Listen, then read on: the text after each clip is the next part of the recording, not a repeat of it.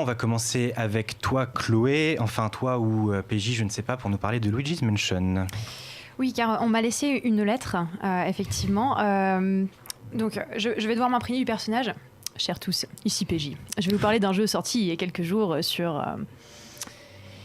non, d'ailleurs, pendant mes vacances, j'ai vraiment pu profiter pleinement de ce jeu magnifique qui est Luigi's Mansion 3. Bah oui, donc Luigi's Mansion 3. Pour avoir joué au premier sur GameCube et l'avoir adoré, je ne vous cache pas que les suites ne m'ont que peu emballé. Pour moi, Luigi's Mansion était ce genre de jeu qui se suffit à lui-même. Certes, le gameplay pouvait être parfois un peu rigide et certaines quêtes fastidieuses, mais l'ambiance générale sauvait le tout. De la satisfaction d'aspirer tout ce qui nous tombait sous la main à Luigi, rappelant à son frère d'une voix hésitante en passant par les personnalités des fantômes, il était difficile pour moi de voir ce qu'une ou plusieurs suites pouvaient réellement apporter. Donc PJ t'a envoyé une lettre, je connais un petit peu la manière dont il écrit, je pense que maintenant il va nous parler, il va nous raconter le jeu, c'est ça ? C'est bien vu. Il anticipe même toutes tes réponses. Niveau histoire, on est sur du niveau Mario. Luigi et compagnie, comprendre Mario, Peach et 3 Toads, sont mystérieusement invités dans un hôtel de luxe. Et comme manifestement leur mère ne leur ont jamais appris à ne jamais répondre à une invitation dans un hôtel de luxe qu'on ne connaît pas, ils y vont. Et là, aux surprises, ils se font piéger par le roi Boo qui transforme tout le monde en tableau, sauf Luigi qui trouve... comme par hasard, l'aspirateur à fantômes dont il a exactement besoin à ce moment-là. De toute façon, perso, on m'a vendu du chassage de fantômes à la Ghostbuster, peu importe pourquoi, envoyez la sauce. Là, j'imagine que c'est le moment où il va nous parler d'esthétique. Balèze, vous l'aurez compris, donc exit la maison hantée, bienvenue dans Shining. Les couloirs grinçants au papier peint poussiéreux laissent place aux suites les plus extravagantes les unes que les autres. Car qui dit hôtel de luxe dit forcément tout pour plaire aux désirs les plus absurdes des clients les plus fortunés. Ainsi, difficile de ne pas trouver étrange une jungle ou un désert à quelques étages de différence. Cette diversité dans les thèmes est une véritable bouffée d'air qui offre déjà un changement esthétique bienvenu, mais permet aussi de justifier plein de choix de gameplay très intéressants sur lesquels je n'hésiterai pas à revenir au paragraphe suivant, n'est-ce pas mon cher petit Alexis ?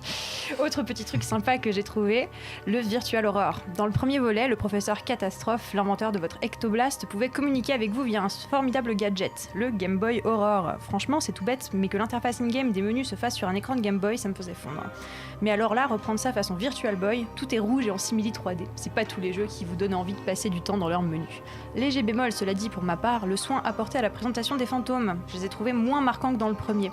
Et pour ce qui est des boss, l'absence des dialogues doit jouer sur la construction de leur background et donc forcément de l'attachement. Mais tout cela est bien sûr relatif.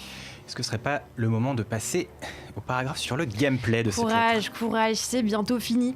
Mais bien évidemment, que serait Luigi's Mansion sans du bon aspirage de fantômes des familles ? À ce niveau-là, on reste en terrain connu. Une caméra fixe en légère plongée, un stick pour bouger, un autre pour orienter l'aspirateur, une gâchette pour aspirer, l'autre pour expirer et Bill Murray pour habiller. Petite nouveauté qui m'a fait perdre beaucoup trop de temps d'ailleurs, quasiment tout est aspirable, de la table basse à la poussière. Je vous raconte pas le niveau du désert quand on est toqué comme moi. Mais évidemment, qui dit suite dit forcément nouvelles compétences. Et là, le prof Tastrophe, il n'y est pas allé de main morte. De l'apparition de Gluigi, double encore plus verdâtre que notre Mario vert qui permet d'être à 2 endroits à la fois, aux ventouses à aspirer pour ouvrir des passages, votre arsenal grandit de façon conséquente. Ce qui tombe plutôt bien quand on voit les nombreux étages que vous aurez à explorer. Chaque nouvel étage se débloque en obtenant le bouton d'ascenseur pour y accéder. Petite surprise au début où la progression des étages n'était pas linéaire mais qui s'est malheureusement essoufflée très vite. Cela dit, vu le backtracking qu'on vous demandera de faire, ça n'aura pas beaucoup d'importance, puisqu'à chaque étage, en plus de remplir les conditions nécessaires pour avancer dans le jeu, il est possible de collecter 6 gemmes et un bout. Il est d'ailleurs possible de faciliter leur chasse en achetant des détecteurs au magasin avec l'argent que vous aurez collecté durant vos pérégrinations. Elle n'est plus que la conclusion et on est bon. Et au final, quelle bonne surprise ce Luigi's Mansion 3. Du fun à tous les étages, que ce soit seul ou à plusieurs, même si l'aventure solo se suffit en elle-même. Mieux qu'un bon jeu ou une bonne suite, j'irais même jusqu'à dire que Luigi's Mansion 3 est le meilleur opus de la licence. Dans tous les cas, je vous souhaite, mes chers hyperlinkos, une très bonne suite d'émissions pleines de blizzarderies post-2000 auxquelles je n'y pige strictement rien. Bien à vous, PJ. Alors, merci Chloé ou PJ pour le petite histoire. PJ a testé le test, mais il ne pouvait pas être avec nous. Tester le jeu, c'est mieux.